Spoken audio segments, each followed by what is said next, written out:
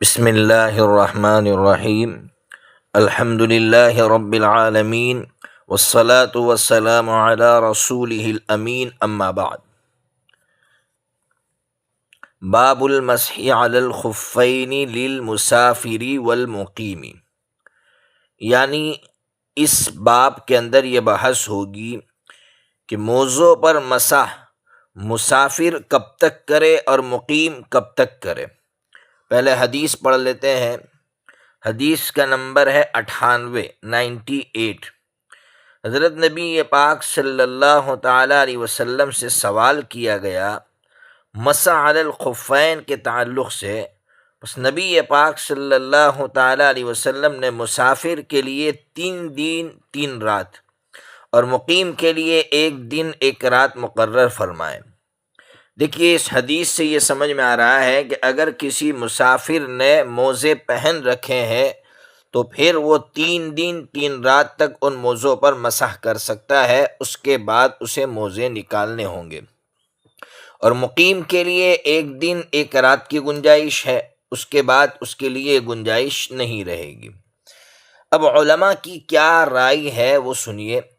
جمہور علماء یعنی امام ابو حنیفہ رحمۃ اللہ علیہ، امام شافعی رحمۃ اللہ علیہ اور امام احمد ابن حنبل رحمۃ اللہ علیہ، ان تینوں کا کہنا ہے کہ حدیث میں جس طرح ہے کہ مسافر کے لیے 3 دن 3 رات اور مقیم کے لیے 1 دن 1 رات کی گنجائش ہے، اس کے بعد نہیں ہے۔ اور ان کی دلیل یہی حدیث جو ابھی آپ کے سامنے پڑھی گئی 98 نمبر کی۔ اس کے برخلاف حضرت امام مالک رحمۃ اللہ علیہ کی رائے یہ ہے کہ مسح کے لیے کوئی وقت نہیں ہے، آپ جب تک چاہے مسح کرے، چاہے آپ مسافر ہیں چاہے آپ مقیم ہیں، اس کے لیے کوئی توقیت نہیں ہے، یعنی کوئی وقت متعین نہیں ہے۔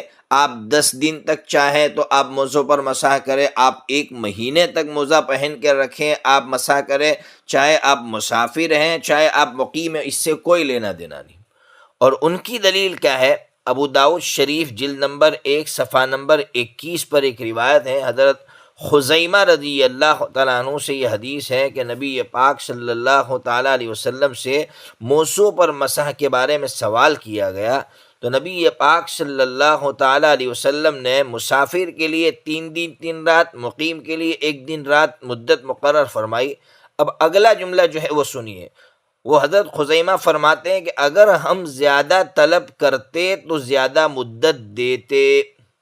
امام مالک کہہ رہے ہیں کہ اس سے سمجھ میں آ رہا ہے کہ نبی پاک صلی اللہ تعالیٰ علیہ وسلم سے اگر صحابہ زیادہ مدت طلب کرتے تو پھر نبی پاک صلی اللہ علیہ وسلم زیادہ مدت دیتے، لیکن حضرت کی یہ بات درست نہیں ہے۔ تینوں ائمہ نے ان کو جواب دیا ہے۔ کیا جواب دیا ہے؟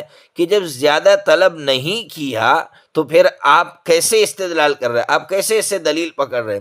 زیادہ طلب کیا ہوتا اور نبی پاک صلی اللہ تعالیٰ علیہ وسلم پھر مدت بڑھاتے یا نبی پاک صلی اللہ علیہ وسلم بالکل اجازت دے دیتے تو بات الگ تھی۔ ایسا تو ہوا نہیں ہے۔ جب ہوا نہیں ہے تو آپ ایک امکانی بات سے استدلال کیسے کر سکتے ہیں؟ اس لیے امام مالک رحمۃ اللہ علیہ کی یہ دلیل اتنی قوی نہیں ہے، بہت کمزور ہے۔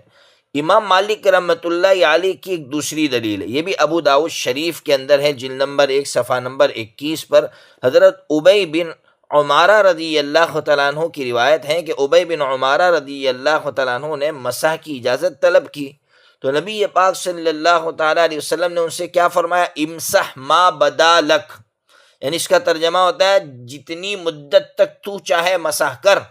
دیکھیے اس حدیث سے تو سمجھ میں آ رہا ہے کہ حضرت ابی بن عمارہ رضی اللہ تعالیٰ عنہ سے نبی پاک صلی اللہ تعالیٰ علیہ وسلم نے یہ فرما دیا کہ جتنی مدت تک چاہیں تم مسح کرو۔ اب اس حدیث کا کیا کریں گے؟ اس حدیث میں تو صاف بات ہے، اس کا جواب دیا ہے امام ابو داؤد رحمۃ اللہ علیہ نے، خود جواب دے دیا ہے کہ لیس ہوا بالقوی، کہ یہ حدیث قوی نہیں ہے، یہ حدیث ضعیف ہے، اس لیے ضعیف حدیث سے استدلال نہیں کر سکتے ہیں۔ بہرحال تمام دلائل کو سامنے رکھ کر اس نتیجے پر پہنچے ہیں، جو صحیح حدیث ہے وہ یہ بتلاتی ہے کہ مسافر کے لیے 3 دن رات اور مقیم کے لیے 1 دن 1 رات جو ہے گنجائش ہے، اس کے بعد گنجائش نہیں ہے۔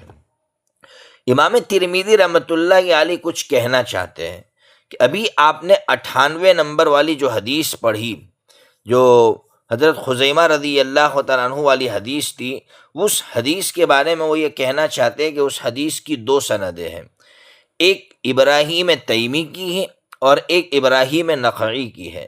تو امام ترمذی رحمۃ اللہ علیہ فرماتے ہیں کہ جس سند کے اندر ابراہیم تیمی ہے وہ سند صحیح ہے، اور جس سند کے اندر ابراہیم نخعی ہے، ابراہیم نخعی والی جو سند ہے وہ سند صحیح نہیں ہے۔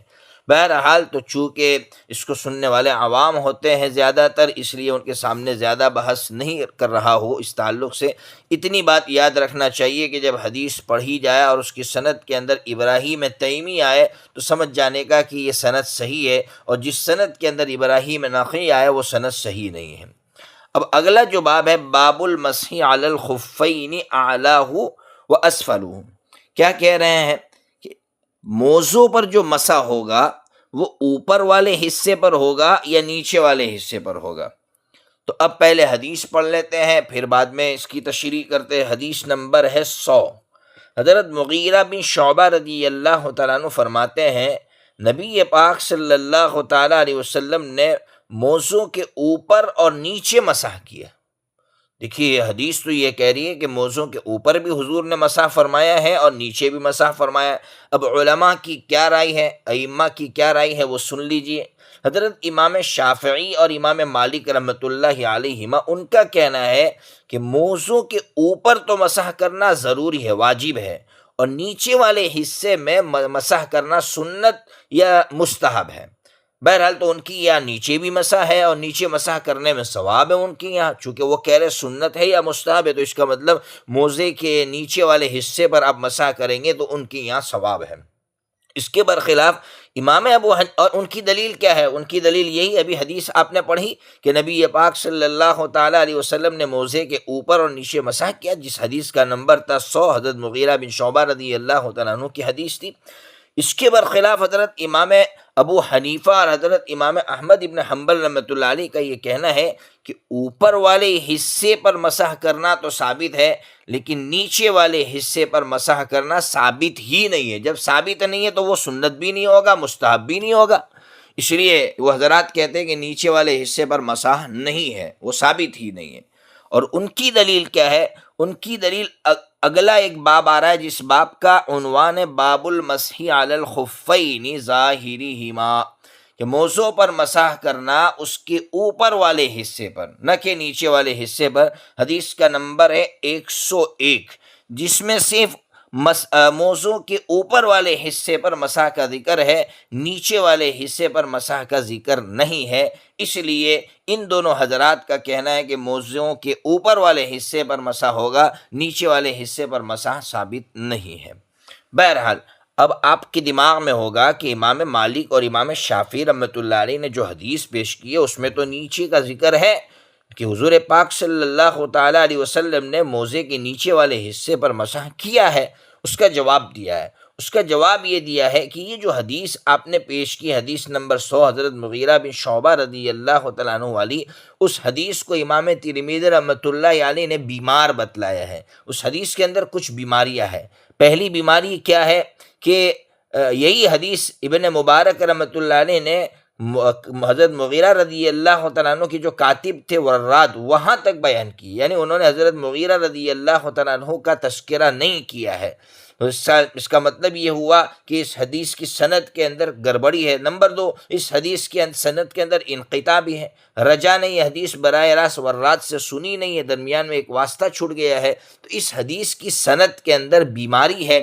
اس لیے اس حدیث سے استدلال کر کے یہ کہنا کہ نیچے والے حصے پر مسح کرنا سنت یا مستحب ہے، یہ بات درست نہیں ہے۔ بہرحال خلاصہ یہ نکلا کہ دو امام یہ کہہ رہے ہیں کہ موزوں کے نیچے والے حصے پر مسح کرنا سنت یا مستحب ہے، جبکہ امام ابو حنیفہ اور امام احمد بن حنبل تو کہہ رہے ہیں کہ نیچے ثابت ہی نہیں ہے، اس لیے نہ مستحب ہوگا اور نہ جو سنت ہوگا۔ اللہ تبارک و تعالی ہمیں احادیث سمجھنے کی توفیق عطا فرمائے۔